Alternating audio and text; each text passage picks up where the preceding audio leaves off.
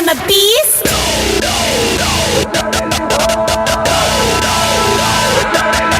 am a beast. I am a beast.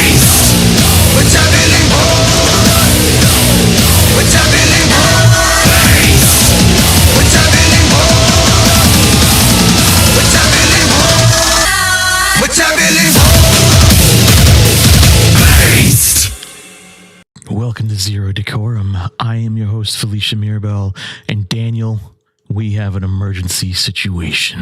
What? Oh God, sound the alarm. Boop, It's- boop, boop, boop, boop, boop. Emergency, emergency. We have an emergency situation. Project Anchor is a go. I repeat, Project Anchor is a go. Are you prepared for August 12th at 10:33 a.m. Eastern Daylight Time, Daniel? No, but let's do it anyway. No, it's not good, Daniel. It's not good. Oh no. No. You see, because it's expected that 850 million people around the world will die on August 12th, 2026. This is a true emergency, Daniel. Oh, that's it. Oh, okay. I thought Starbucks was gonna discontinue bottled frappuccinos. Oh, okay. No, Daniel. It's worse. Gravity is going to turn off for 7.3 seconds. 7.3 seconds. 7.3 seconds. There's been a leak, Daniel. A conspiracy of a leak back in November 2024. Allegedly, secret NASA documents were leaked on the internet. Yeah, unfortunately, the earliest traceable moment of this leak happening was December 31st, 2025 on an account on Instagram. And Daniel, they are out there, and they're trying to suppress this information about Project Anchor because on January 7th, the Instagram account was deleted. No. We're being censored, Daniel. We're being censored from knowing the truth about Project Anchor. They don't want us to know the truth. They don't want us to know the truth that on August 12th, 2026, gravity will turn off for 7.3 seconds. Well, can't wait to be human pinball. Apparently, two gravitational waves generated by black holes will allegedly intersect at the exact moment and exact position the Earth is in orbiting around the sun. This interaction was apparently supposedly predicted by NASA in 2019 with a 94.7% probability of occurrence, or I guess of occurrence. They don't really say what probability it is, but supposedly NASA knew about it for 5 years. The report doesn't name any black holes. No paper is identified. No authors, observatories, DOI numbers, journals. No coordinates, calculations, or data sets are ever mentioned in the leak. But it's true, Daniel. It's all so true. So you're saying the source is crackhead on the street corner? I'm saying the source is crackhead on Instagram. Not much different. It gets worse, Daniel. They have a second by second projection of what's going to happen. At the first 2 seconds, everything not secured, quote unquote, not secured, will begin to rise. People, vehicles, animals, furniture. And between 3 and 4 seconds, everything will reach between 15 and 20 meters in the air, roughly 50 to 65 feet. And then between 5 and 6 seconds, people will hit ceilings and panic. Although I don't know what ceilings we're going to be hitting, because at 65 feet, I'm pretty sure we would have hit the ceiling like 60 fucking feet prior.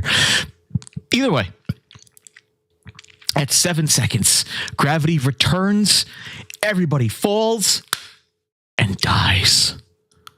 850 million deaths from falling. Right. Infrastructure destroyed. Decades decades-long economic collapse. And it gets worse, Daniel. It gets even worse because NASA has apparently allocated $89 billion to build underground bunkers for government officials, scientists, military personnel, and people selected for the continued existence of humanity due to genetic diversity. $89 billion. Whoa. And they haven't warned the public, Daniel. It's up to us. We must warn the public. We must get the word out there, Daniel, because NASA is afraid of mass panic over this. Oh, yes. Mass hysteria, Daniel. That's why they've kept it under wraps for the last 5 years. 8 billion people would be worse than hundreds of millions of people dying. Yeah, but will the Dow still be at 50,000? I mean, it'd probably be higher than that. The Dow loves volatility. How much more volatile can it possibly get? See, the moment you started describing it, I got disappointed because people have asked scientists as to what would actually happen if gravity stopped for a second, and 7 seconds, you have fucking nothing. yeah.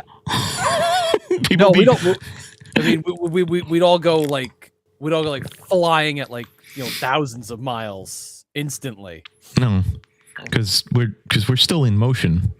Like the relative motion of us spinning with the Earth wouldn't stop. Oh, that's true. That's it. Okay. That's if the Earth stopped for a second. Yeah, if the Earth stopped for a second, we're fucked. Yeah. But if gravity suddenly turned off, we would just sort of float for a little bit and go, "That's just kind of weird," and then be perfectly fine.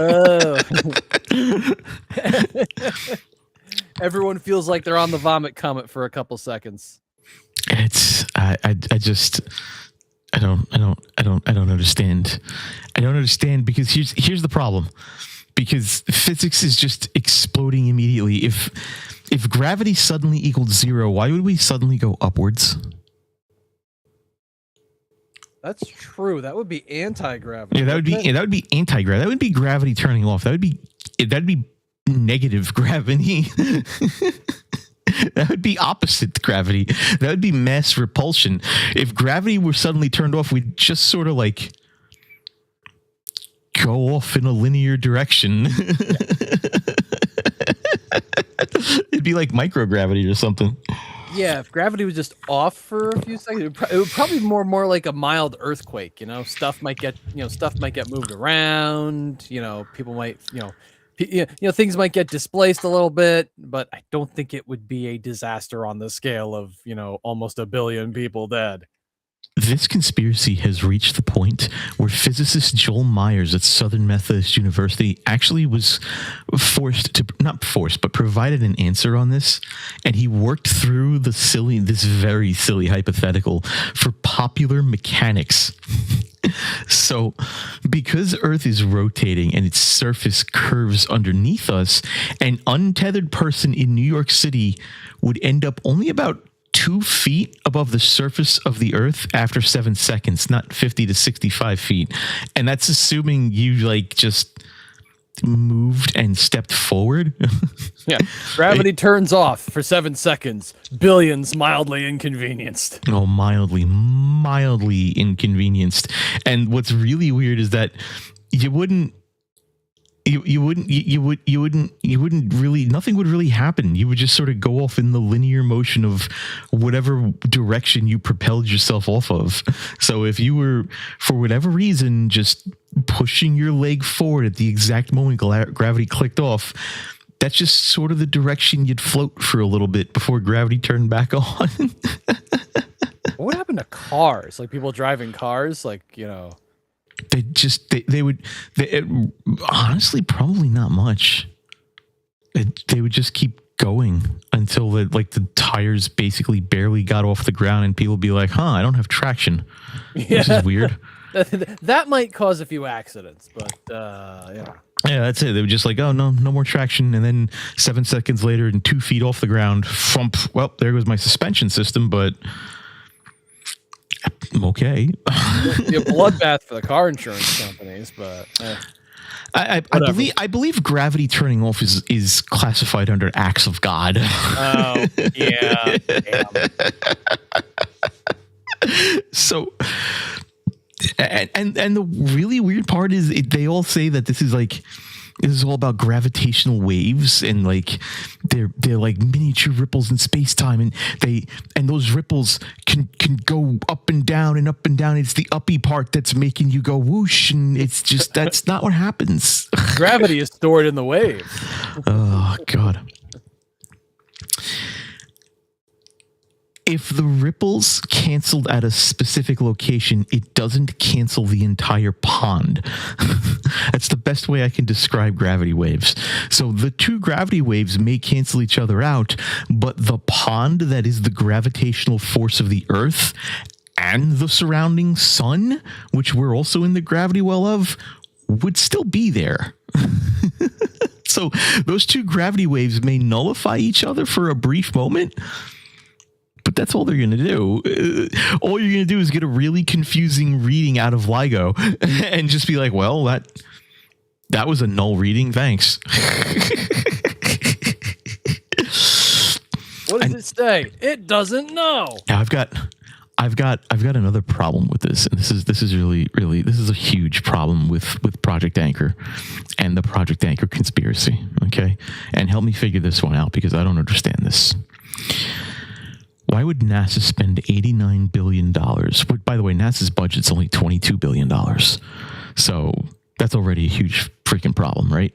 Why would NASA spend $89 billion building an underground bunker for this, where top government officials, the elite, breeding people who were selected specifically for breeding and genetic diversity would all be scuttled off to in this mass migration movement that's just suddenly gonna happen? I guess if it's already not happening, it's kind of weird.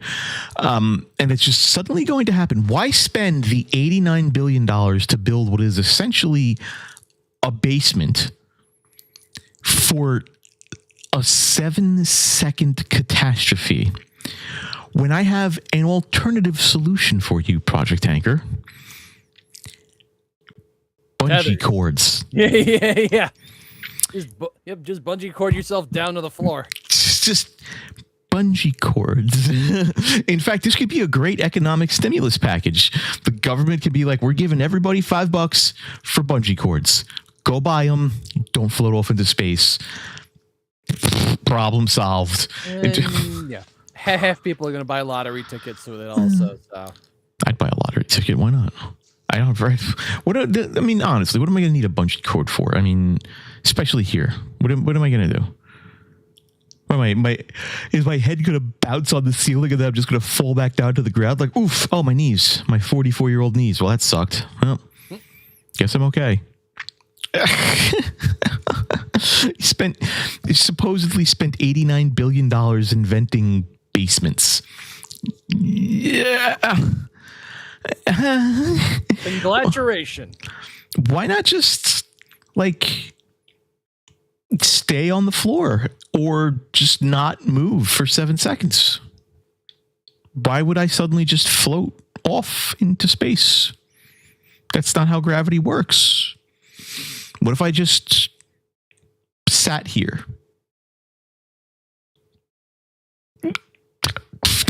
Catastrophe solved, folks. There you go. Where we beat the system. I just, and, here's the thing though, why is this a secret at all, supposedly because of this? And here's the problem. I got this off of TikTok. Okay. So you can imagine just the level of stupidity. I sometimes think that TikTok honestly is just trying to outdo everybody else in terms of just how stupid it could possibly freaking be. Because you don't see this anywhere else except TikTok, and take a wild guess where else I saw this video stuff at. Take a wild guess. I'll give you 2 guesses because the first one's going to be wrong.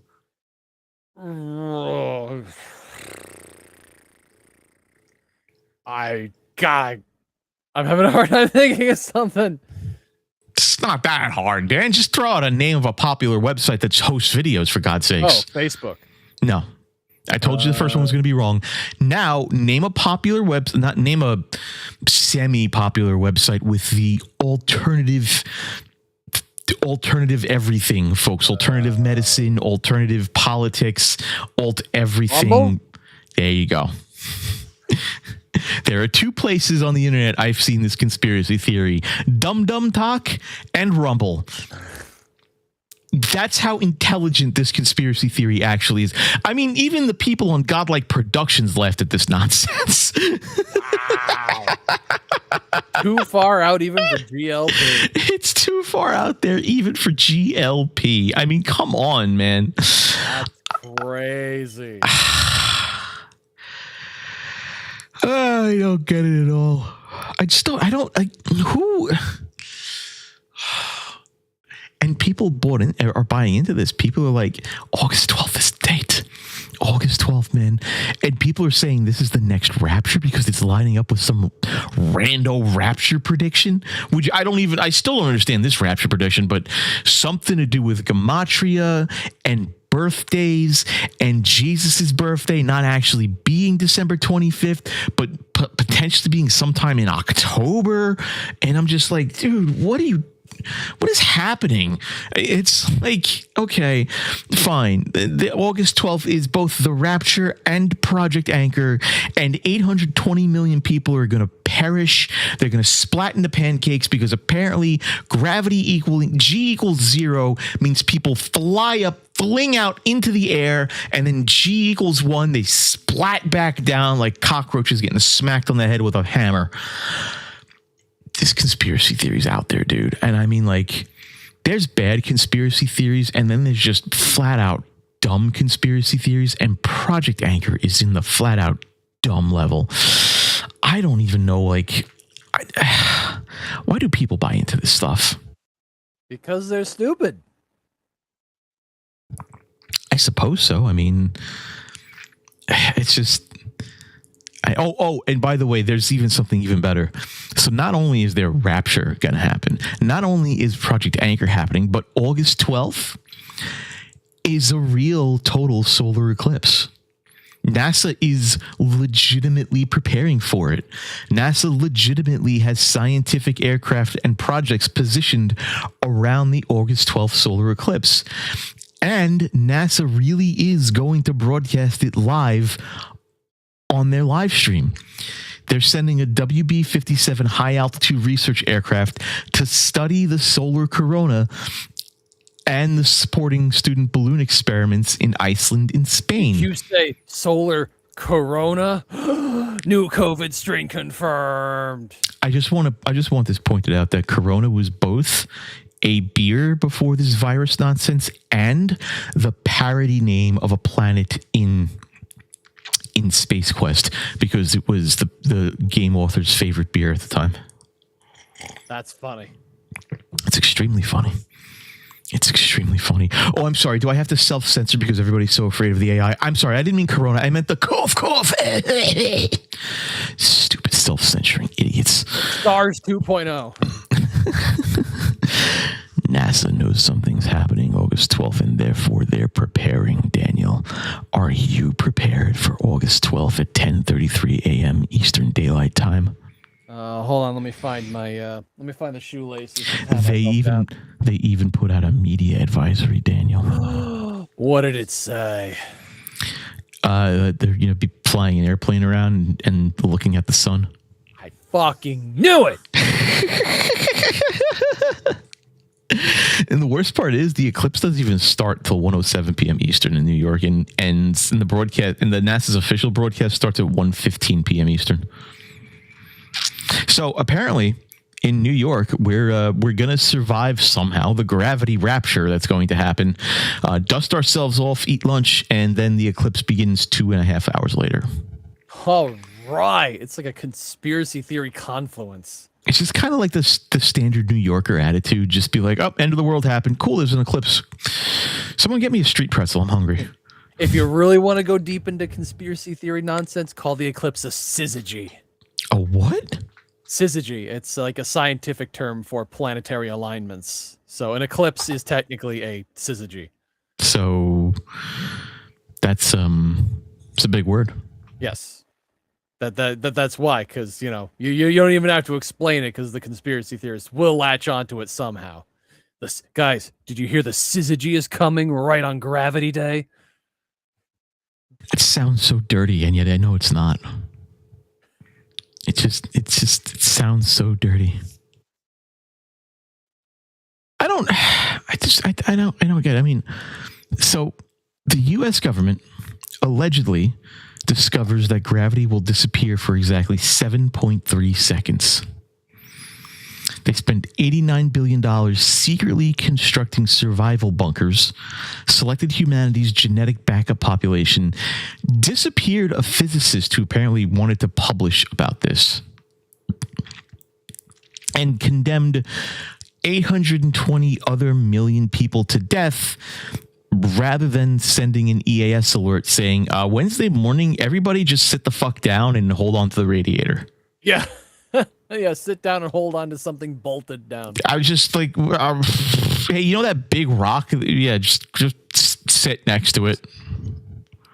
What a stupid conspiracy. I don't get it, man. I just don't get it. Somehow either the CIA or the Jews are involved. I need answers for this. I really do. I need answers for this nonsense.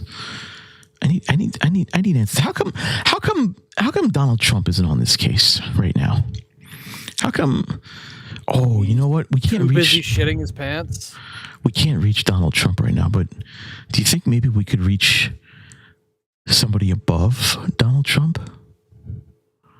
Do you think maybe we could reach somebody closer to God? Neil Peart?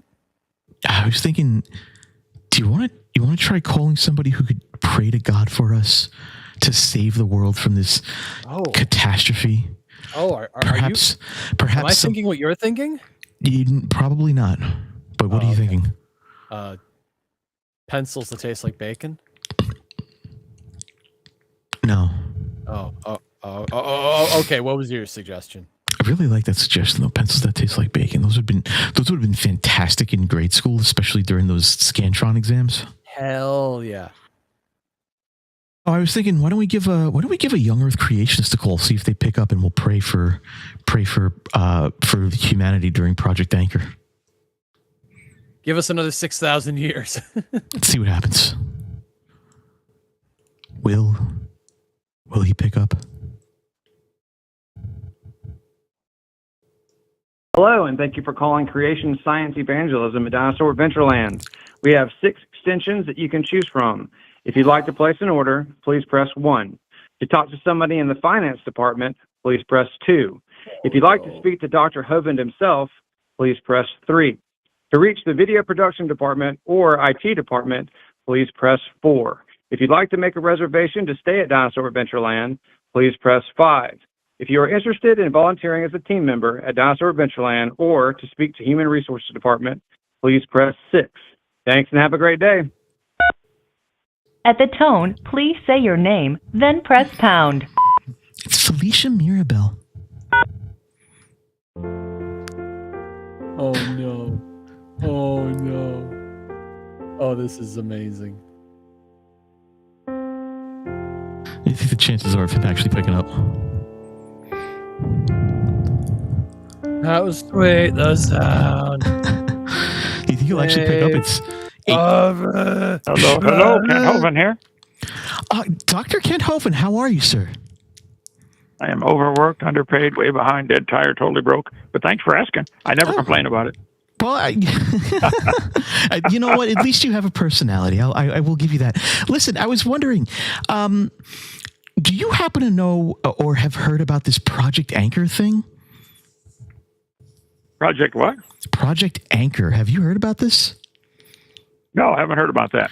So, I was just wondering if maybe you could help explain this to me, because I'm kind of worried about it, and a few of my friends have been talking about it. It's supposedly a one of those rapture events, and I'm kind of a little bit concerned about it. I was hoping maybe you had some information on it, but if you don't have information on it, then maybe it's a little bit of a hoax. Are they saying the rapture already took place, or what are they saying? That it's going to happen on August 12th this year, and it's awfully close. Yeah, it's baloney. The rapture comes after the tribulation, and we have to have the temple built, have to have the temple desolated. I wrote a whole book and did a video series on that. In Matthew 24, Jesus' disciples ask him, Lord, when are you coming, and what's the sign? Read the whole chapter. He tells them in verse 29, I'm coming after the tribulation when the sun and the moon go dark. Well, that hasn't happened yet. So I'm sorry. Whoever got this Project Anchor is crazy. Tell them I said so. So we can safely say whoever came up with this Project Anchor thing, Dr. Kent Hovind thinks they're crazy. Well, they're wrong. How about they're wrong? They're wrong. That's fair. Okay. Okay. All right. Well, thank you. Thank you very much, Doctor. Appreciate that. All right. Thank you, brother. All right. Take Bye-bye. care now. Bye-bye. What just even happened there? The young Earth creationist just called the people who believe this shit crazy. Oh my God. You have to understand that the young Earth creationist who believes the world was flooded by a global flood, who believes the Bible is literally true, just said that this TikTok trend is spewed by a bunch of freaking crazies, man. I like how he said, no, it's baloney. It's baloney. It's baloney. It's absolute baloney. Oh, it's so much better than better than being an atheist and trying to dunk on him, man. It's just so great. He's got a direct line, like just right to him if you want to speak to him. It's so great. Oh, dude, I have to call him up again and just be like, hey, we've got this weird thing going on with Christianity. Is it baloney, doctor? No, you have to ask him, okay, so the temple needs to be built. Does it matter what it's made out of? Like, could I make it out of Play-Doh? Oh, now we have to watch his live stream. We have to see if he talks about Project Anchor now, because he was like totally taken off. He's like, I've Project Anchor. What the hell is this? Oh my God! I called Dr. Kent Hovind and I spoke to him. That was amazing. Oh, that is so much better. That is so much better than trying to dunk on him as an atheist. That is so much better. Oh my God. I can't believe he just picks up the phone. I was like, wait a minute. I heard the options and I'm like, to speak to Kent Hovind, press 3. It's like, wait, what? Wait, literal direct line. No. Oh my God. I thought 8:30 at night I'd get a voicemail and I'd leave like a raving lunatic voicemail. No. It's Dr. Kent Hovind. That is, I'm actually kind of impressed. I'm kind of impressed that he's that accessible. When I have theological questions, I know who to call. I absolutely know who to call. I'm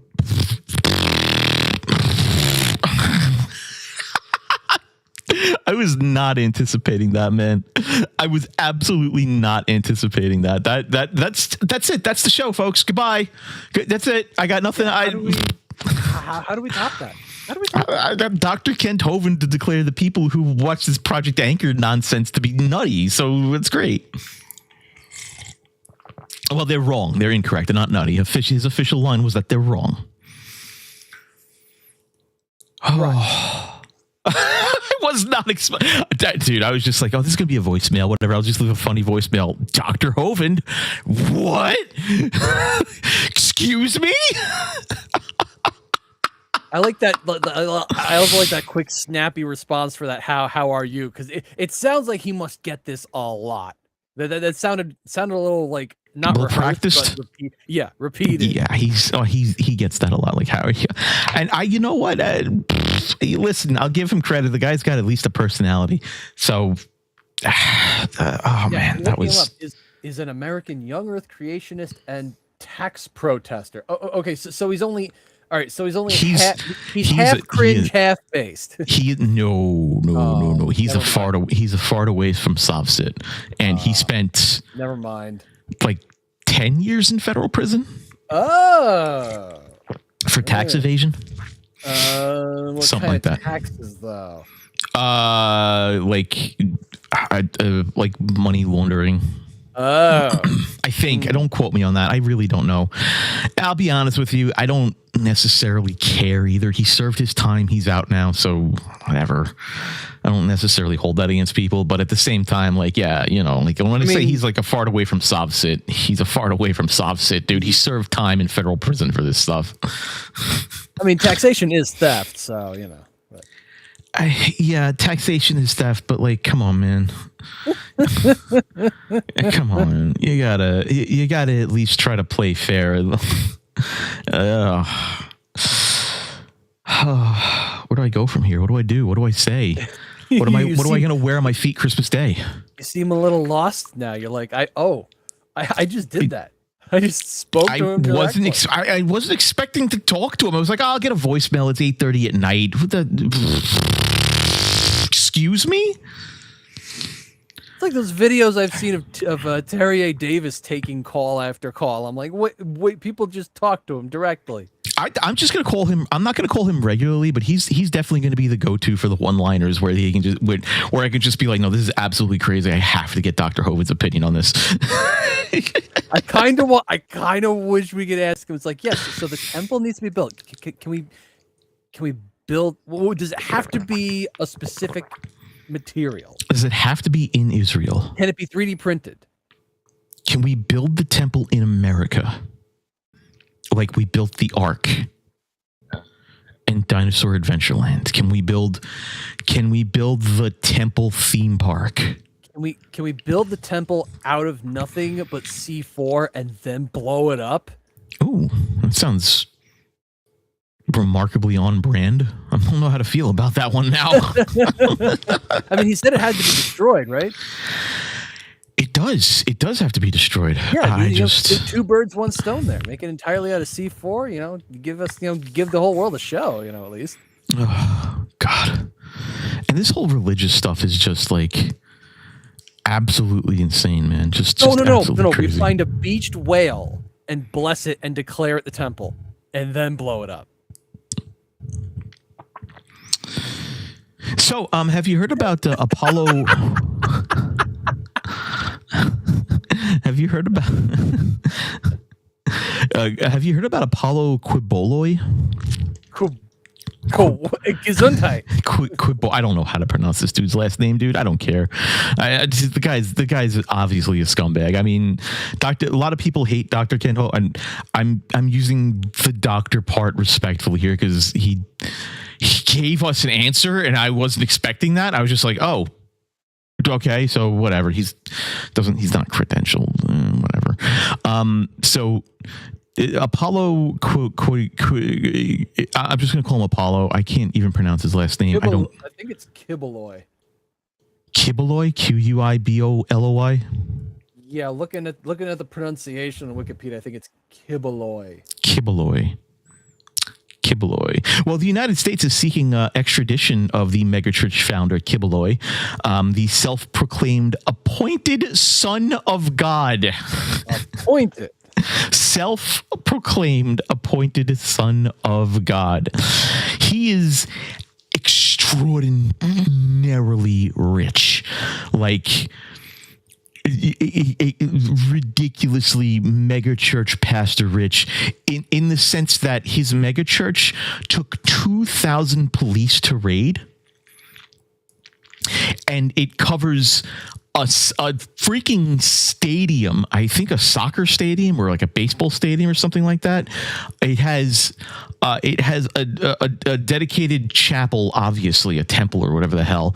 It's got a hangar for multiple airplanes and a taxiway and runway for multiple private airplanes. We're talking like Joel Osteen be jealous levels of rich. Okay. Is he trying to be Hank Scorpio? I don't know, but the police raided it in September 2024, and the criminal allegations are not insubstantial here because in addition to being accused of fraud and various other crimes, he's also accused of being of being human sex trafficker. Oh, good. Yeah, and I bet you'll never guess what the next sentence out of my mouth is going to be. Pedophile. Oh yeah. Oh, yeah. Oh yeah. Yep. Could you have guessed that one a little bit easier? Could I? So we're talking about the Philippine Epstein. Oh Lord, this isn't just a pastor is accused of wrongdoing, right? This isn't a pastor is accused of misappropriating church funds and being raided by the IRS or something like that. No. This is I did a P. Diddy with Epstein in the Philippines level of bad. Oh. Pastor turns out to be supervillain. The appointed son of God has an extradition problem. Do you think heaven has like an extradition office? Like, is there like the divine consular services where they're just like name Apollo Quiboloi, occupation appointed son of God, appointed by whom? God. Do you have documentation to back that up? Yeah. Can you back that up? Is there something in the Bible you can back that up with? Like, is there anything? Yeah. Got something to prove there, bro? Like, could you imagine? Like he didn't even use violence. He didn't even use blackmail. This is like the thing that blows my mind. He didn't use any of that. In order to coerce his victims, he used the threat of eternal consequence. The threat of hell and damnation. He literally used the church's own mechanism of eternal conscious torment or conscious eternal torment to get underage people into a human sex trafficking ring. Suck my dick or you're going to hell. That's what that is. I don't even know what to say about that. And let me ask you this. Let me ask you this. Let's say his title really is the appointed son of God. Practically speaking, what does that mean? What does being the appointed son of God actually mean? Like in all practicality, like, because Jesus was the son of man. What is being not even the son of God? What does being the appointed son of God mean? It means he was adopted. He's not yet the son of God. Does he need practice? Is there paperwork that is missing? What does this mean? I think it means God needs to go on Maury Povich and debunk this.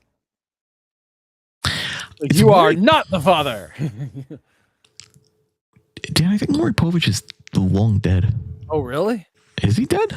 I think he is. Find out. I know the show was over a while back. Is Maury Povich dead? No, never mind. He's 87 years old. Pardon me. I'm sorry, internet. I'm an idiot. Oh, and speaking of stupid things, the Pentagon also dumped more unresolved UFO files on the internet. Does anyone really care about this stuff? Honestly, do you care about the UAP files at this point? Because they're all the same thing to me. They're just like, here's a blurry little object thing. We don't know what it is. Oh, good. Yeah. Yay. The government UFO documents where like there was this whole big blow up because the internet was like, there are gonna be disclosures. It's all coming out now. And it's been like balloons, drone, test drone. Raytheon came out at one point and said, oh yeah, no, that was one of our drones. Yeah. My favorite back in the day of Fark.com, someone posted a picture. Dude, I think I caught a UFO at night. It was a street light. And now that's a running gag on Fark, where people post pictures like, what is this picture? It's a street light.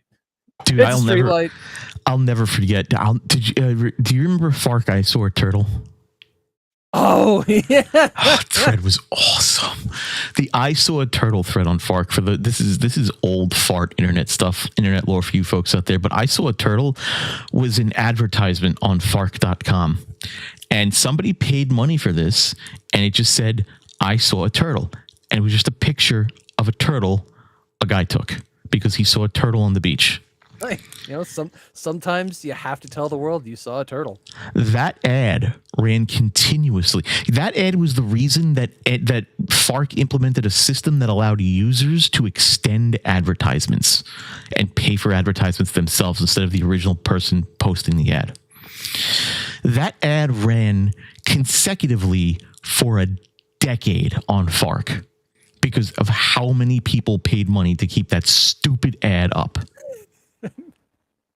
I saw a turtle.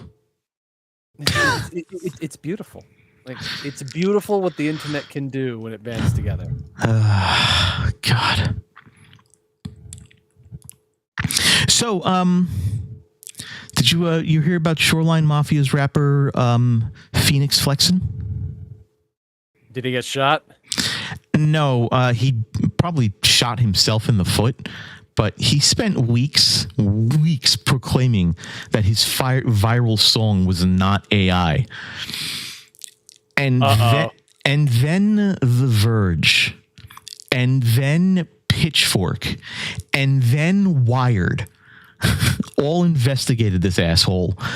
And now he's changed his attitude from saying, oh, it's not AI, to saying, never said I didn't use AI. Yeah, so Rubbers, R-U-B-B-E-R-Z, because we're apparently back in 1996, became the viral synth pop oddity, partly because Phoenix suddenly appeared to be singing in a British voice, unlike his established sound of being a American rapper, repeatedly denied the accusations that he used AI, and then his producer, and then I'm sorry, not his producer, but the producer, Medicine, went full forensic goblin on it and noticed an old Phoenix screen recording containing a file with sonauto.mp3. No way. Yes, Sonauto subsequently became Treblo, by the way, which is really interesting because Medicine was able to reproduce the suspiciously AI sounding sound using Treblo. Oops. I made the song. Will it AI make the song? No. Did I use AI? Did you use AI? I never said I didn't use AI, technically. You could have just said I used AI to alter my voice and just been like, that's it, bro. I'm good. Like, what? Who cares? Is it really that huge of a freaking deal that you used AI to modify your voice to make it sound British? Are you really that afraid of it? I mean, there must be like an effect out there that's not, a generative AI system that you could have used to like shift that. There must be a British rapper out there somewhere you could have collabed with and been like, hey, you want to be on my album? Could have done that. Like, that'd been cool. But no, of course he's got to. He's got to try and turn himself into a Brit. I fucking. Why? Because maybe he thought British rappers would be the new hotness. The new hotness. Like they'd make a resurgence. Like they'd be hot again. I don't fucking know. I guess this whole thing is so weird with him, man. Like why? I don't get it. Like, this is like asking, is AI ethical? No, you know what? Let's not even ask that question. Let's just assume the is AI ethical question is just a murky cesspit of nonsense. Let's ask the more sensible question. Is it ethical to lie about your use of AI? No, it's not.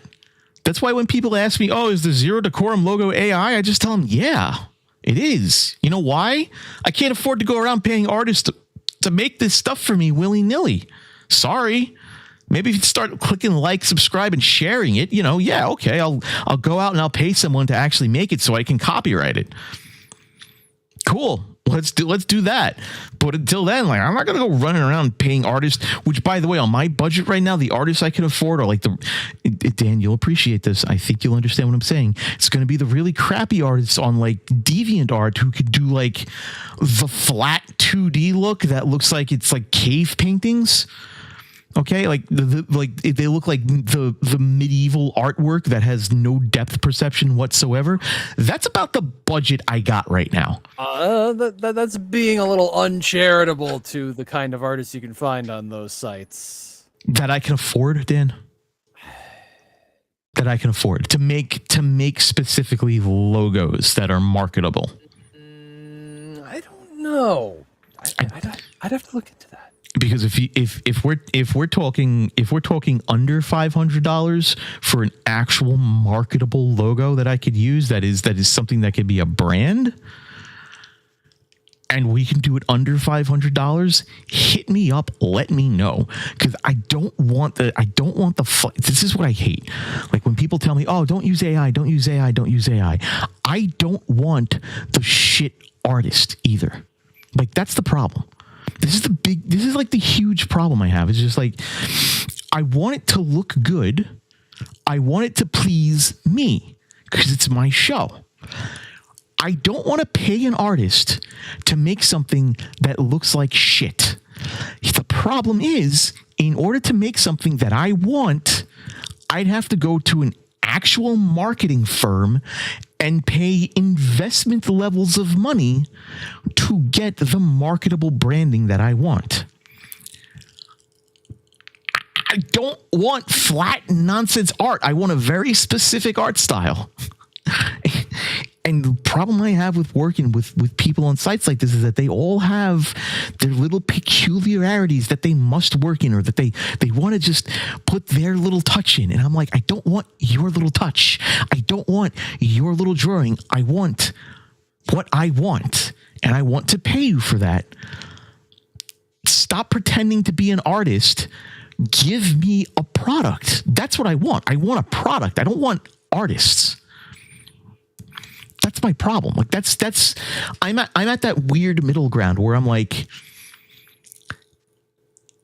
if I could afford to constantly make little shit art for $50 a pop and use it, I might, right? If I had bits and skits and sketches and whatever, I might do that. But if I wanted to use it as an actual brandable logo, I don't want the flat cartoon look. I hate the flat cartoon look. I think it looks stupid. I think it looks unprofessional. I think it looks not marketable. I think it looks not serious. And when people look at that flat cartoon look, I think it looks like shit.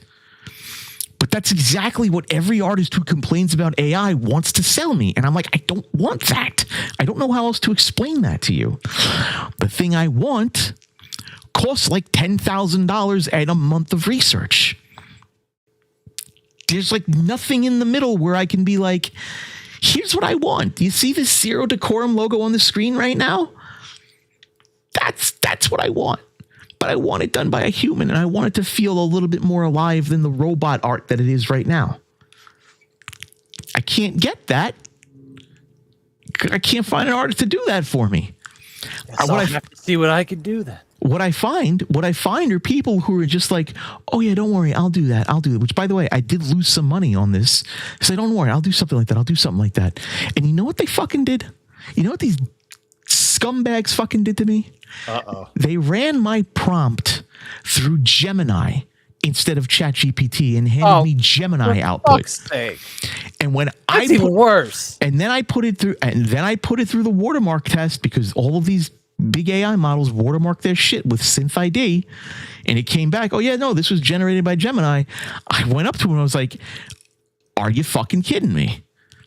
This is not what I paid you for. I didn't pay you to run a prompt. I paid you to make art. So I'm in that weird middle zone where I'm don't want the shit flat style. Can't afford the $10,000 investment for the marketing firm. Don't even have the audience for that yet. So why the hell would I spend the money on that? I'm literally in the AI zone. This is where AI exists. This is the bubbling shit fest shit pit where AI exists and eats up supposed artist revenue. Artists I don't want, who are going to give me flat cartoon images, or artists who are just going to generate prompts for me and give me prompt images. May as well just do it myself and just say, yeah, no, it's AI art. I got no shame in that. If you can find me an artist who can get me this sort of punk, cyberpunk aesthetic style and do it in the specific way that I want, the very specific, don't reinterpret things. Don't fucking say I put my flourish on it. Give me the fucking thing I want. God, it'll be great. I will pay money. I will pay legitimate money for that. Don't give me the flat cartoon style. Hate it. Think it's trash. Can't pay $10,000 for the marketing. Don't have the audience for that. Don't know what they want. I don't know what people want from me sometimes, man. I really don't. I don't. It's ridiculous. Maybe you're just too picky. I am. I'm extremely picky. I'm absolutely extremely picky about the brand I want to build. And it's because it's not the artist's brand. It's not somebody else's brand. Listen, I had a researcher, right? And I was paying them $100 a week to do research for the show, to find me content for the fucking show. Just their goal was find me content that I can chew on and talk about and vamp on for an hour. That was their whole fucking job. And I was outputting stuff like, hey, I was doing the goofing on Durante Lamar. I was doing other, atheist adjacent stuff. And she was really tired of that. She's like, I don't want to do this atheist stuff. I want to do this. I want to do that. I'm like, fine. I just need content right now. Like, I'm literally paying you to find me the weird shit online. Get me. I haven't spoken to her since, by the way, because I got super fucking pissed because I was like, this is not your show. This is not the brand. You're not an advisor on this. You're a fucking researcher. Do the fucking research. I just like, dude, I have a show I want to make. I have a show I want to produce. Produce the fucking show. You do the research. And I'll make the fucking magic happen. It's fine. But it's just like I want to strangle some fucking people. It's just like, come on, man. I got a vision. I got a quest. Stop telling me how to improve it because you don't fucking know what I'm trying to do. And just make the fucking thing. That's all I want. Just make the fucking thing. It's so hard. It's so hard to get people to fucking do that. It drives me nuts. It drives me up a fucking wall, dude. Oh. That's all I want. I just want the fucking thing. Why is that so hard? I just want the fucking thing, man. I don't understand why that's so hard. Like I said, maybe you're picky. Yeah, I'm very picky. I'm extremely picky. Why should I not be picky? Yeah, no, I guess.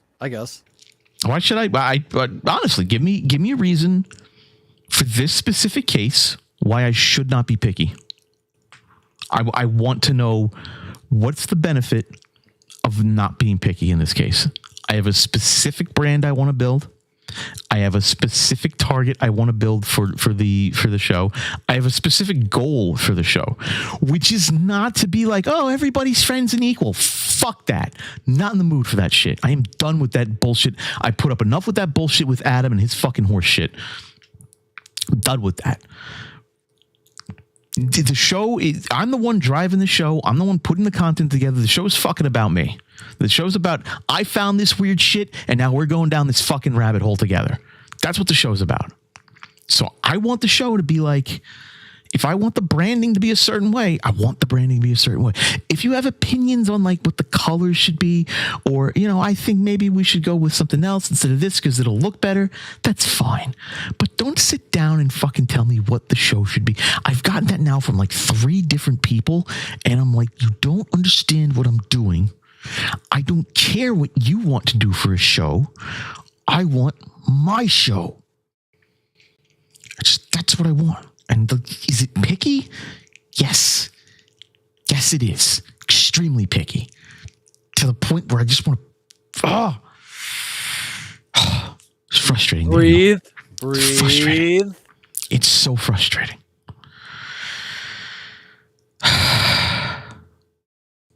See, this is what happens when Gravity Day is looming. I know. I'm so stressed from Gravity Day. I don't have my bungee cords ready. I don't have any rope ready. You're going to be asleep when it happens, dude. What's going to happen to you? You're going to tie yourself down before you get the safety net over you before it happens? You going to be all right? Oh, shit. Yeah, that's probably a good idea. Yeah, you should probably get one of those safety nets that truckers have in the back of their trucks. So when if they team driving and they're sleeping while the other person's driving, they don't roll out and die. You should probably get one of those. Get a safety net from my old bed. Hey, what's more dangerous? Do you think Gravity Day is going to be more dangerous, or do you think the lunatics trying to win the $905 million Powerball are going to be more dangerous? I don't know. I don't really hear that many horror stories about what happens after a lottery, drawing. Are That's there? True. The only horror stories you hear are like anecdotes about, oh well, you win the lottery, you're going to go broke, and it's like, I've never actually heard a horror story of somebody winning like $1 billion Powerball and them going broke. I've never heard that horror story. I've heard horror stories. Well, they won $10 million and now they have nothing. I've heard that. Or they won a $50 million lottery and now they don't have anything because they squandered all the money. I've heard that. That's something unbelievable. But $1 billion Powerball, I don't think I've ever heard anything even remotely close to. But then again, there haven't been a whole lot of those yet. But at the same time, like I'm starting to suspect though that like I'm starting to suspect that the whole myth of lottery winners going broke is really just an old wives' tale. Because I've been doing research on this, Dan. Because this kind of bothered me. This kind of bothered me a lot because I was like, wait a minute, where did this fucking number come from? Who's reporting this? Where does this statistic come from? And I started doing research onto this, and it turns out it might actually be kind of nonsense, Dan. So I don't have the actual organization's name in here that is often listed, although maybe I could find it again. Let me see. Because there's an organization, it's out of like the Netherlands, I think, or Sweden or something like that supposedly did this research where they're constantly cited as this source of lotteries becoming this endless source of financial woe and bankruptcy.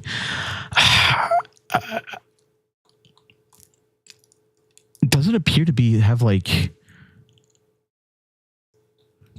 have any like actual weight to it, actual statistical weight to it.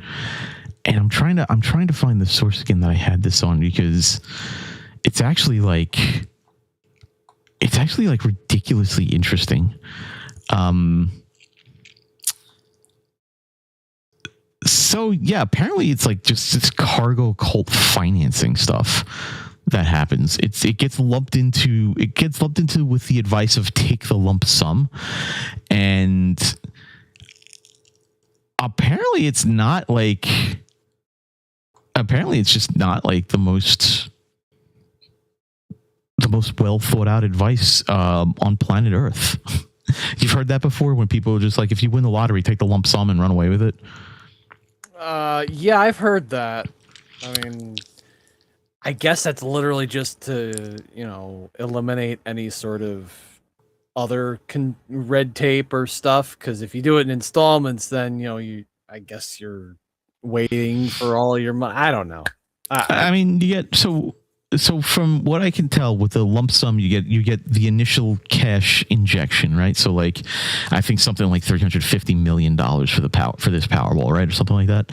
And then, but if you take the annuity, you get 30 future payments of much less money each year, increasing 5% each year. And it can vary a little bit depending on the yield of treasury bonds, because that's apparently what your monies will put into is like treasury bonds. So I don't know the specifics behind that. So the first payment would be something like, after taxes, it's going to be something like $7.1 million or something like that. And then it grows 5% year over year for 29 years. And people are like, oh no, take the lump sum. You'll have the immediate injection of cash. You can do whatever you need with it. And I'm sitting here like, what the fuck am I going to do with $350 million immediately besides blow it? Yeah. What am I like, hookers and blow? Yeah, like what am I going to do besides just blow? Like I'll stare at $350 million in a bank account, and I'll just be like, well, fuck do I do now?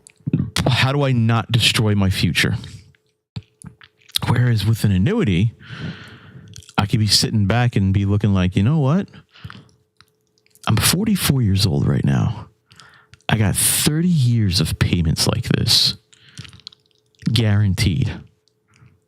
Well, I mean, as guaranteed as it can be, assuming the United States doesn't just completely freaking collapse. I guess that would be the other consideration, you know? What, the United States collapsing? If the United States collapses, you think your dollar's going to be worth diddly squat? Nope. So, like, who cares at that point? Like, whatever. But, like, so essentially you're looking at 30 years of multi-million dollar payments. You're looking at generational wealth at that point. That is like the most, I think, easy way to just be like, I'm 44, 30 years, I'm going to be 74. I can put several $1 million away, multiple millions of dollars away in a nest egg somewhere as my just in case when I'm too old to live and survive. And I could still live a relatively decent, great, fantastic life for 30 years and not work.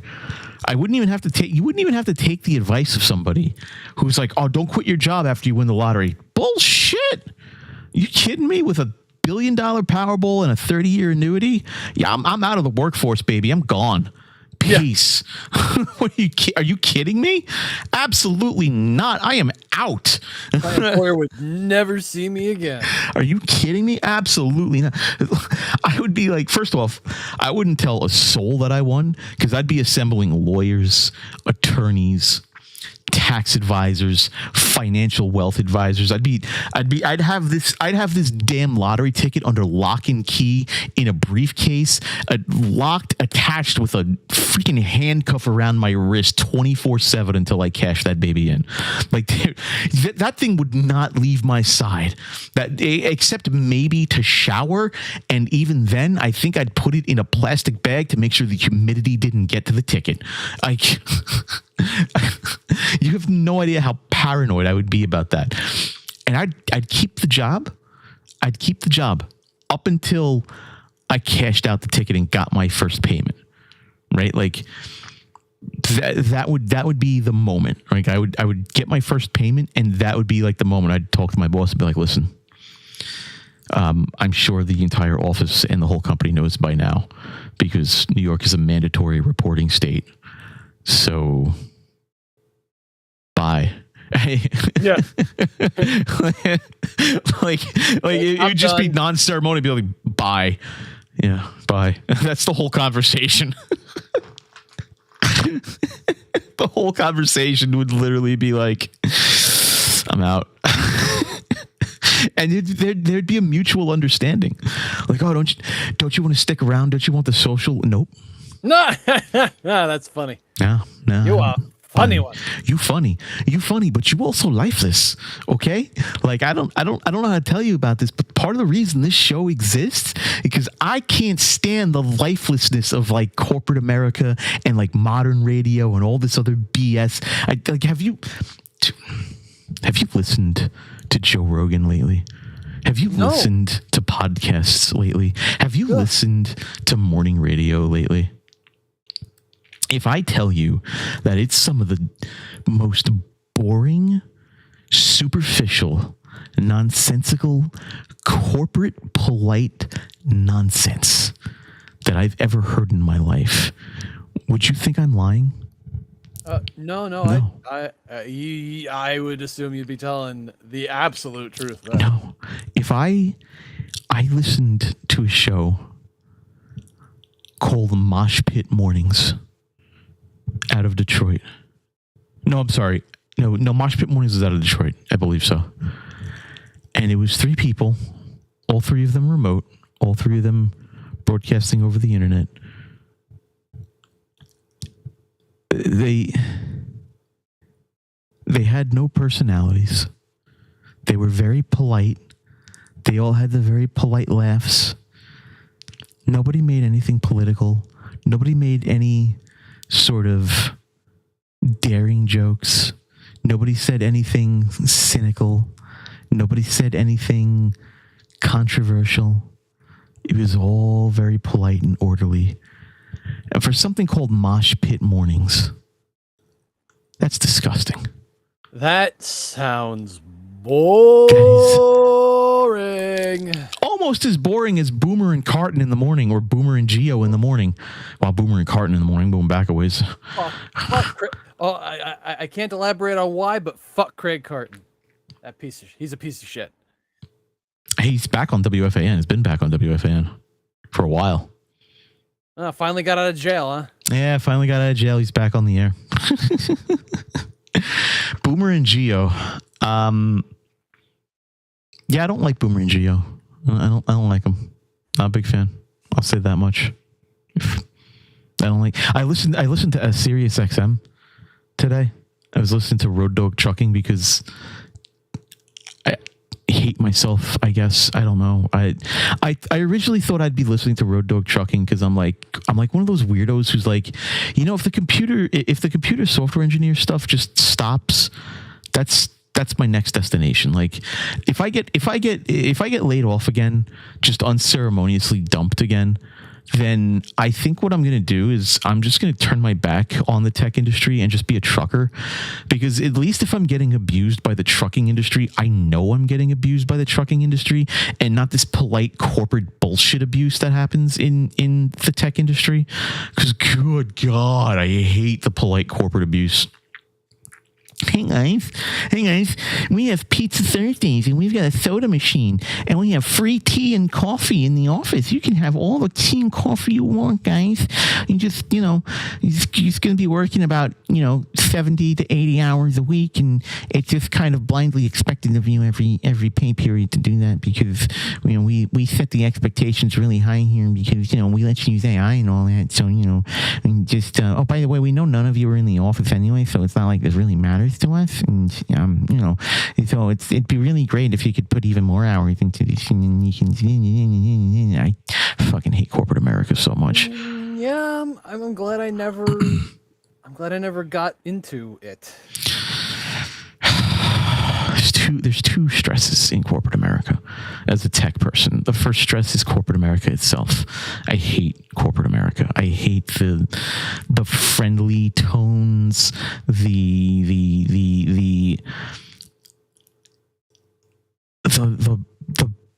fucking ranch dressing social aspect of being in corporate America. Like, corporate America is literally like the ranch dressing of society. It's the most bland, lifeless, soulless nonsense. And you can imagine, Daniel, you can imagine me as a human being in corporate America. Can you imagine somebody who is less aligned with the idea of corporate America? Maybe someone who's living out in the woods off the grid. I am somebody who has a personality, Daniel. I think that's fair to say. Yeah. I have a personality. I have opinions, and I express them. But then you have the other side of corporate America, especially the tech side of corporate America, where I am a perfectionist. You heard my rant about AI art earlier, because I can't stand working with some human beings who think they own the fucking product that I'm putting together.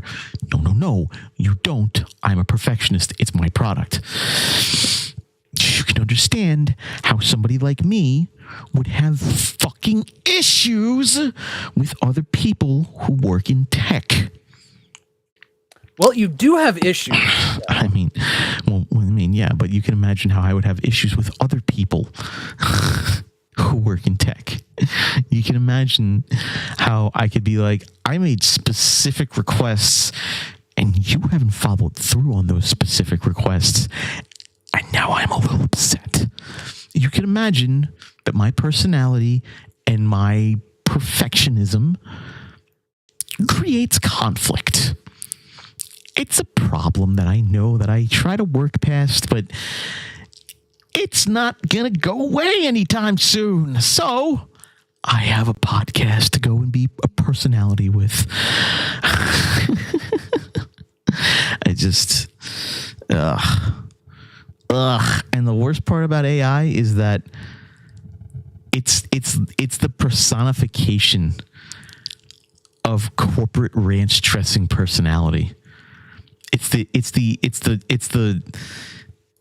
bland, safe for corporate CEO bullshit that I hate. I'm trapped, Daniel. I'm trapped in mediocrity, and I hate it. Get me out. That's a good name. That's a good name for a metal album. Trapped in mediocrity. Oh no, Trapped in Mediocrity is like the thesis of this fucking show. Everywhere I turn, it's like, oh, here's another morning show. You want to listen to it? Yeah, all right, I'll give it a shot. 5 minutes later, I've heard the same fucking joke 3 times in a row. Could you please? Maybe we'll go to Sirius and listen to the shambling corpse that is Howard Stern. Hey, at least the shambling corpse of Howard Stern realizes he's a shambling corpse, and he just does one show a week now. So, like, props to him for not turning into Don Imus. And trying to, at 100 and fucking whatever years old, do 5 shows a week for 4 hours every morning on WFAN until he lets the nappy-headed hose line out, and then finally he's forced into retirement.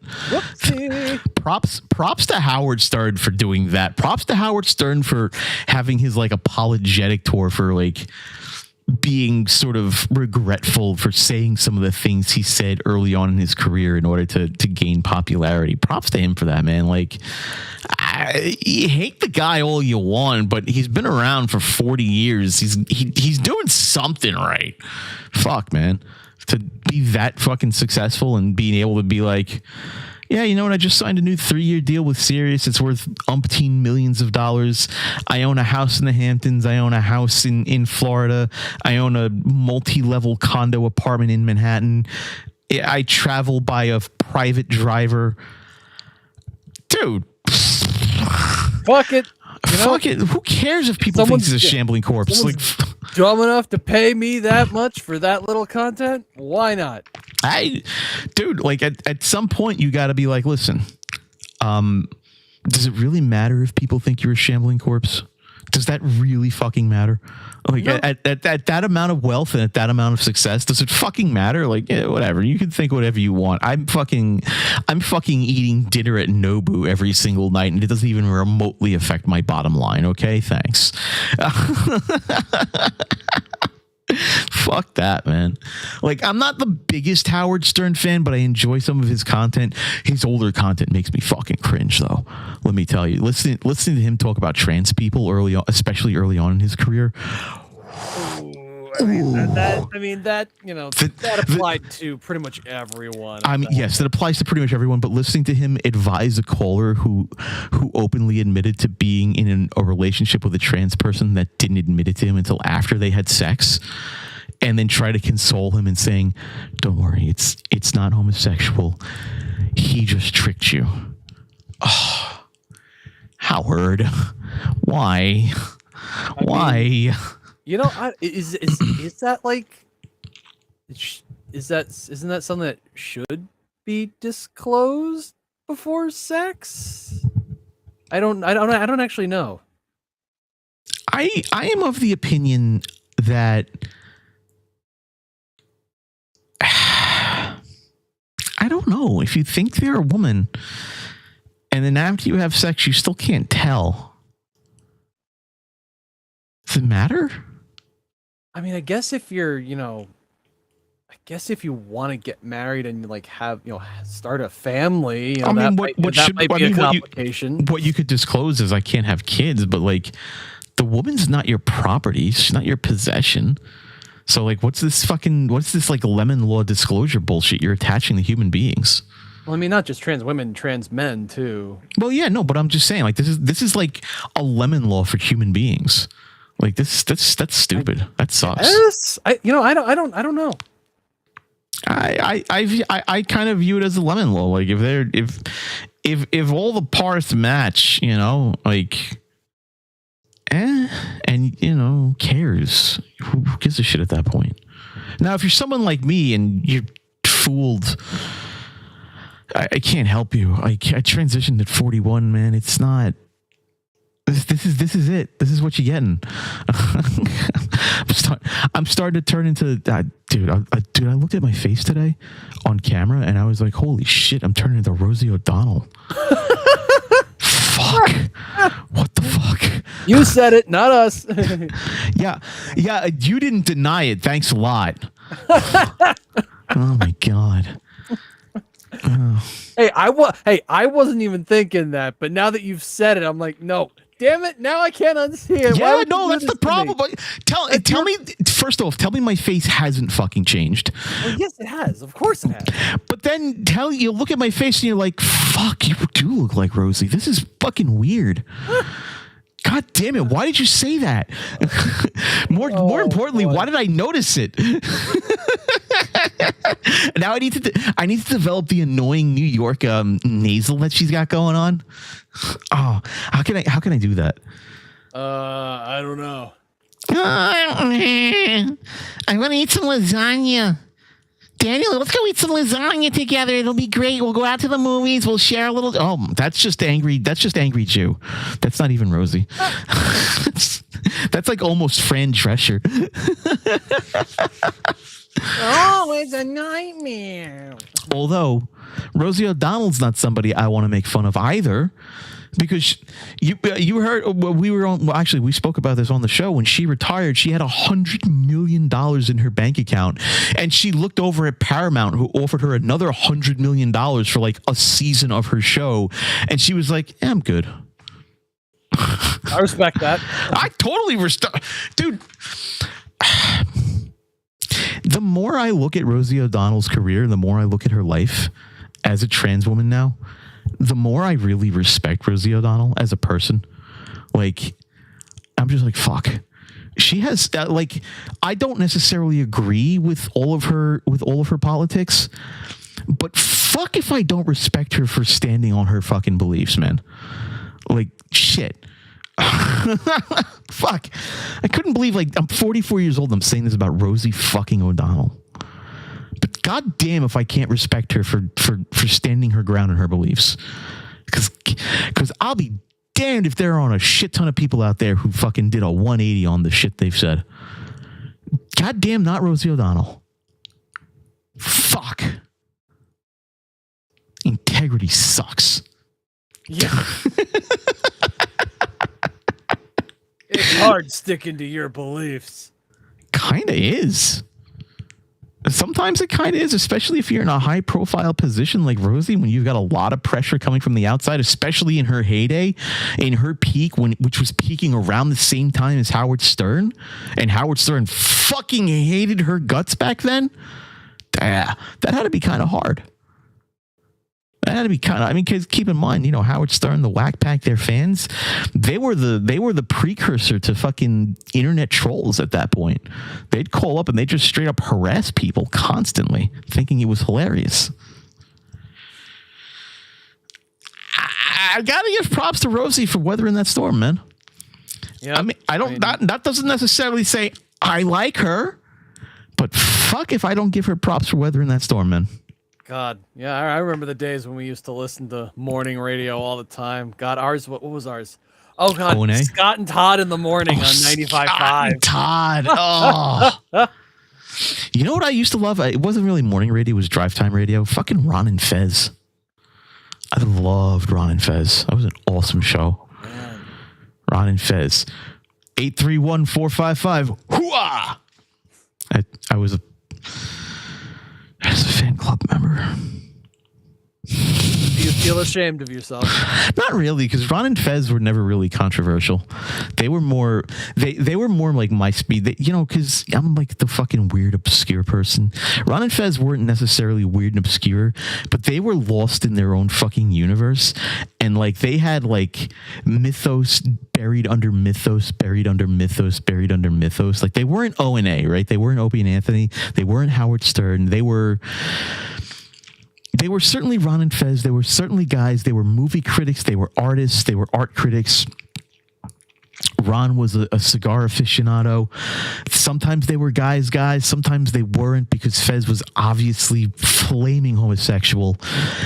But the whole show atmosphere that they built was like, here's this weird world Ron and Fez have built. But then they kept just inhabiting that same weird world over and over and over again.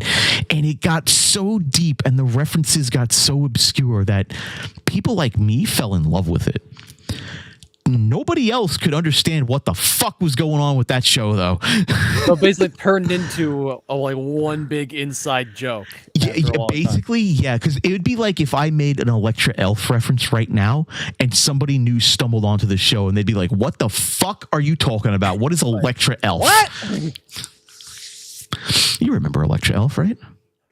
The name rings a bell, but my brain for that stuff. We gotta. How about the red? How about the traffic cone of safety? You don't. You have to remember traffic cone of safety. Daniel, traffic cone of safety was the fucking thing at the end of every episode of fucking what? Oh, right. Because it was the traffic, because it was the VLC traffic cone that showed up when the video was done. Yep. Sorry, I kept thinking Red Ninja of safety. And then there was Red Ninja of safety as well, because that was the last clip that would play. Yep. Yeah, but it's like constantly making those references and then building new references out of those. That was Ron and Fez. Also, Chicoge. Oh, Chicoge, Jesus, that's a reference. So yeah.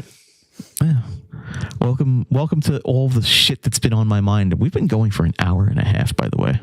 Yeah, you said it'd be a short one today. I thought it'd be 30 minutes tops, man. And I've been going for an hour and a half, dude. This is what you do. This is what you do. You. Oh, you dude, go off. I was you on go Truth. off on tangents. I didn't even mention it. I was on Truth Wanted today. It was awesome. I got to be a guest host for the Atheist Community of Austin's Truth Wanted show, and let me tell you something. That was kind of cool. But so like I was Kelly Laughlin's guest, and 1 second. There we go. Oh man, my ass. Oh, it hurts so bad right now. I've been in this chair for so long doing these guest spots. And my host was Kelly Laughlin. I was the guest host, and I love Kelly. He's an awesome dude. He's Truth Wanted is probably not the best formatted show ever. It's more of a it's kind of a loose flowing show, and so we flow in and out of topics. There's no like real like coherent thought or coherent stream that we got going on, and then the topics can be a little loose, little tough to sort of clasp onto, and it wasn't my show to host, so I couldn't drive things forward like I'm doing right now with this show. So there's like moments of dead air and whatever, but I got in the post show, I got lauded by Kelly, by Steven, the backup co-host, by Greg, the producer. They all told me I was a great guest and I was funny and engaging, that they'd be in touch with me again. So, I mean, that's pretty cool stuff right there. So yeah, I did a guest spot on Truth Wanted, which was, I think, pretty cool. And then September 24th, I'll be on Let's Talk with AJ Ruley. I'll be guest hosting there as well. I got so many people just be like, "Hey Felicia, you can ramble on for God knows how long and bring up really cool ideas and be really funny. You want to be on my show?" I'm like, "Yeah." I mean, one of my favorite things that you used to do, back when we did what, You know, if a video was really fucking boring, it was just some asshole talking, you would mute it and just dub over it. Dub over with some ranting nonsense. Oh, maybe we could do that. Maybe we could do that again. Ooh, yeah. You know what we should do? We should get like some public domain movies and just like dub it. Just do an MST3K dubbing of some movie. we don't even have to riff it. We just be like, here's the video clip, let's go. But no, some of those videos were like really boring. But for those of you who are listening to this and don't know what was the show I would put together because for whatever reason, I don't know why, I can find just the most insane stuff on YouTube, like the weird stuff, the obscure stuff, the guy just walking in Staten Island going, I'm walking. And then he gets a sip of water at a water fountain in some office somewhere, and then he goes back to walking around Stapleton in Staten Island, just going, I'm walking. And I'm just like, you guys are just like, Felicia, how did you find this? And I'm just like, I don't know. Just came up in my feed. I don't know what to tell you. Or Shop Dog Sam. How did I find Shop Dog Sam? Absolute hood classic. How did I find for those of you who don't know Shop Dog Sam, the dude makes some amazing recipe videos. He does a lot of other videos about repairing engines and stuff. Screw those videos. Watch his cooking videos. Those are his best videos. How did I find Shop Dog Sam? I don't know. It just happens. It just happens like that. How do I find turn the clued into a T-shaped clued? Clued disappear. Clued disappear. So there's one dude in an episode of where he's convinced he can control the clouds mentally just by going clued disappear, clued disappear. Vanish. Turn the clued into a T-shaped clued.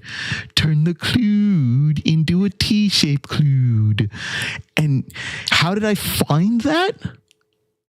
Just came up on your feed. It was there. It was there. And it was like, it's not like those videos had thousands of views. You can imagine those videos maybe get a few hundred views at most. My standing rule on what was that it had to have under 1 million views. And most of the time, those videos had like 10, 5. I got this way of just finding things, man. It's like, and it bothers me because it's like, wait a minute, how does nobody else know about this stuff? This is wacky. Why is nobody talking about this? This needs a voice. And thus Zero Decorum was born. How come nobody's talking about why radio sucks? This needs a voice. Felicia's here to talk about it. This shit sucks and I want to talk about it. Exactly. That's the thesis of Zero Decorum. Something has bothered me. I need to discuss it for 2 hours now with my friend. Oh, God. Speaking of discussing it for 2 hours with my friend, Daniel. Yes. Why am I falling in love with the 2025 Subaru Forester Hybrid? Because you're a dyke now. I've probably always been a dyke, but Well, okay, yes. Oh, yes. But you only just found that out in the last few years. That's a good point. But what is it about being a lesbian, a trans? I'll say trans lesbians and not piss off. Whatever. I'll just say that. But what is it? What is about this particular sect of humanity that I now belong to, and I've probably always belonged to? But what is it about this particular sect of humanity that is attracted to Subarus like the Outback and like the Forester? Because they're rugged and can off-road, but are also kind of offbeat and kind of counterculture, I guess.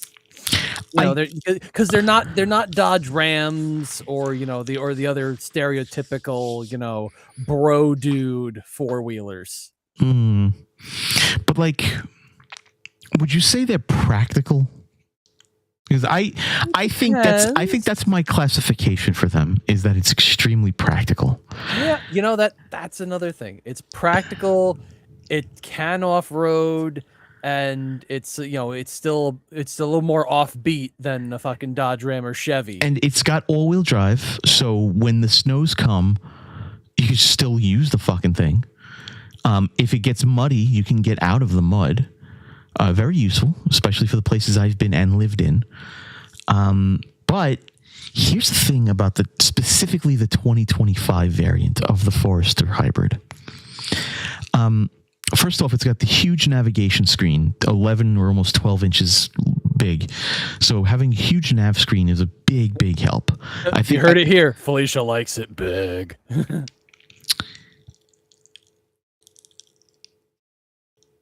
So the big nav screen helps. You'll notice I didn't deny anything there. So the big nav screen is, I think, a boon, right?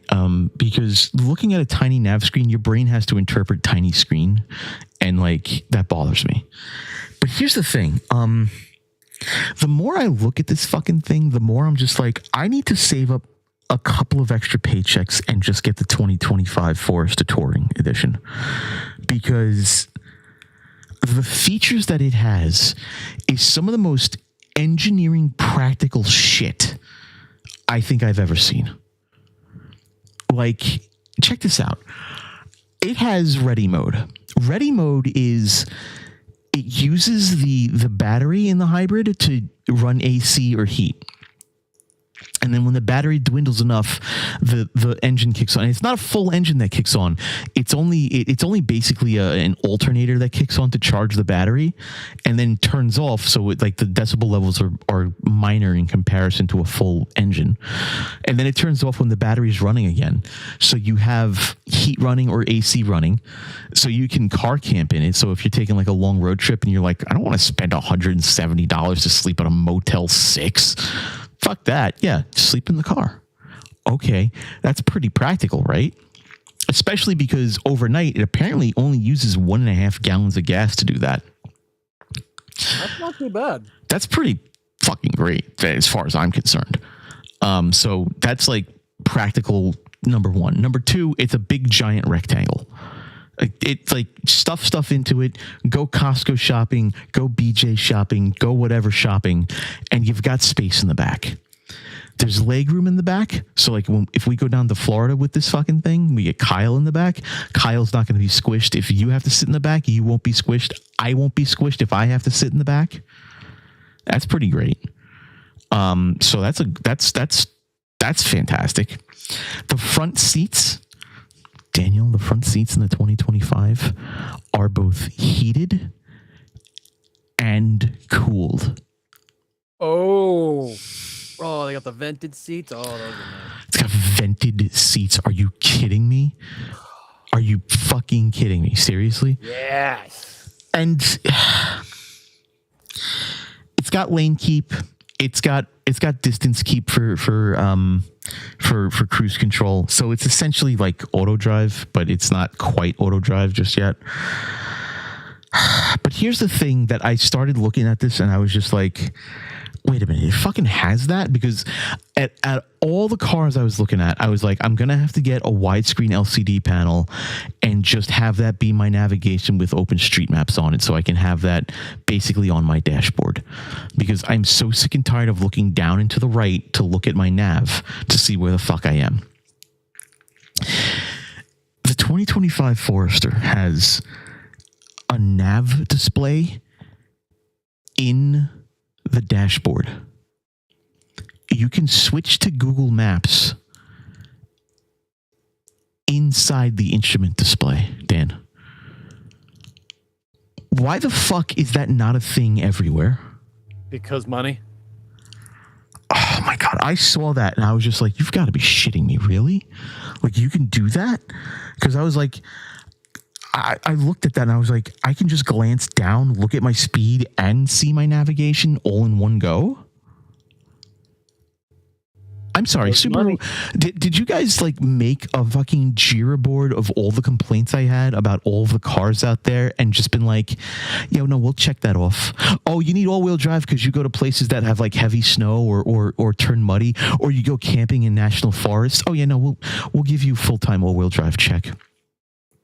Oh, you want some decent gas mileage? You don't want a 12 mile per gallon beast like the Yukon was? Oh, well, how about 30 miles per gallon? Oh, okay. Oh, okay, cool. Check. You want to be able to store stuff? Oh, we got storage in there. You want to be able to sleep in it? You can do that. Oh, you want to be able to look at navigation and not die? That sounds reasonable. Check. Oh, you want a wider viewing angle of your rear view mirror? So we put in a rear view LCD panel display in your rear view mirror.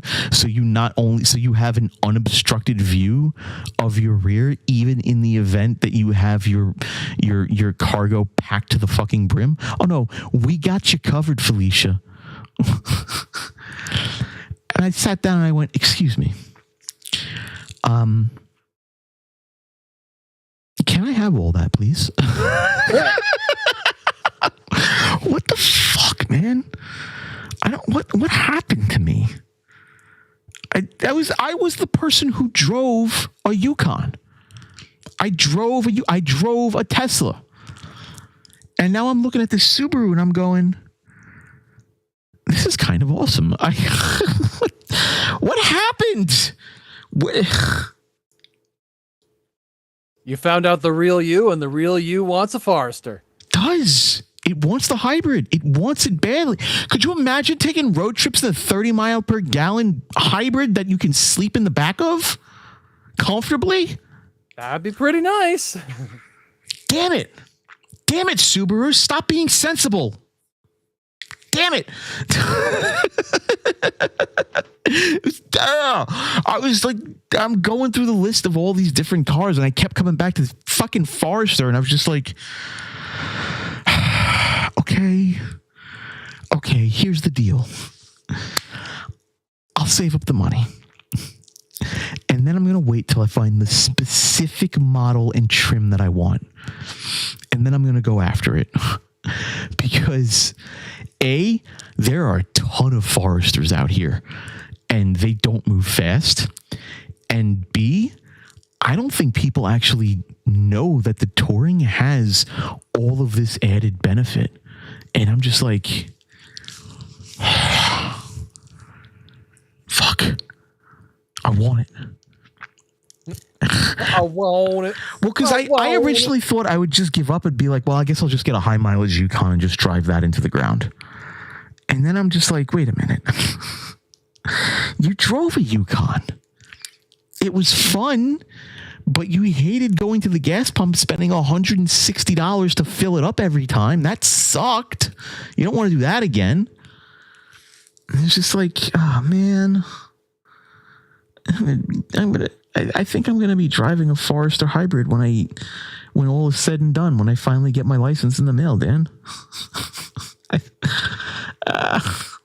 Why? You have to understand, when I grew up, my mom used to make fun of people who drove Subarus for several reasons. One, only lesbians drove those. Two, only losers drive those. Three, you spell Subaru backwards, it spells you are a bus. And she used to make fun of that endlessly. And now That is kind of funny. That is pretty funny. It does spell you are a bus. Which is correct because there's a ton of space inside of them, so what's wrong with that? And I'm sitting here and I'm just like, ever since I abandoned my mom, and I will openly admit to all of you out there, I abandoned her. I gave up on her. I left. I had to. But ever since I abandoned my mom, my life, my personhood has done a complete 180 compared to the way I was raised. And it's like, dude, do you recognize me anymore? Like when you look at me today, like, you've seen me going through the years and all, but if you looked at me today, Dan, and then you thought back to me 10 years ago, would you recognize me? I don't think you would. That's a good question. because you're still you. Like there's still like there's still that New York piece of shit there. Yeah, no. You could you could take Felicia out of New York, but you can't take New York out of Felicia. I can't say. I don't know. Maybe not. Because yes, there's been a lot of change, but you're still definitely you. I mean, was that ever a doubt? No. Did you ever doubt that I was always going to be me at my core? Did you ever doubt I was going to be the asshole, the giant fucking asshole? I should have seen the signs when you admitted your love for pumpkin spice. You used to be really you loved pumpkin spice, and I made fun. He's like, oh, it's basic bitch hours, huh? Are you a white girl? And then, look what happened. I mean, I've always loved pumpkin spice, though. That's true. I've always loved pumpkin spice. Always loved Sailor Moon too. I was always a Mercury girl.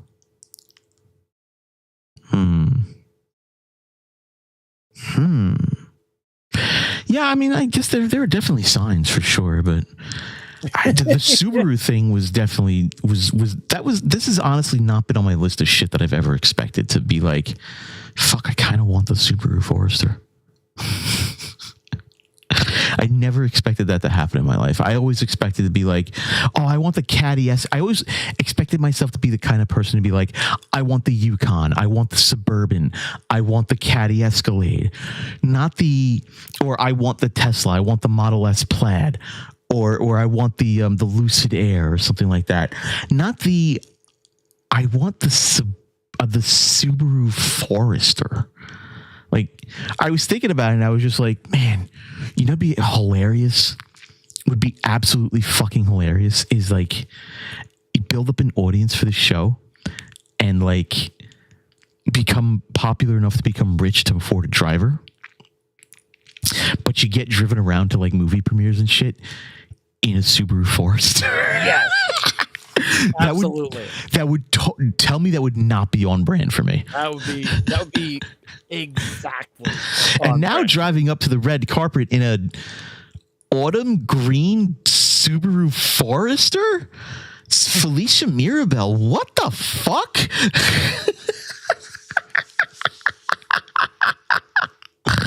Oh my God. There's something wrong with me, Daniel. There's something horrendously wrong with me.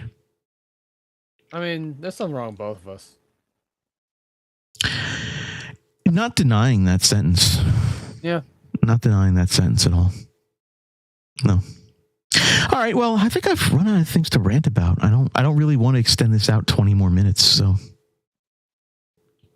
yeah, I think that's all I got. Anything you want to say? Hold on. Chico. Oh no, wait, we already did that. You already did that. We already did that joke. God damn it, Daniel. God damn it. One of these days.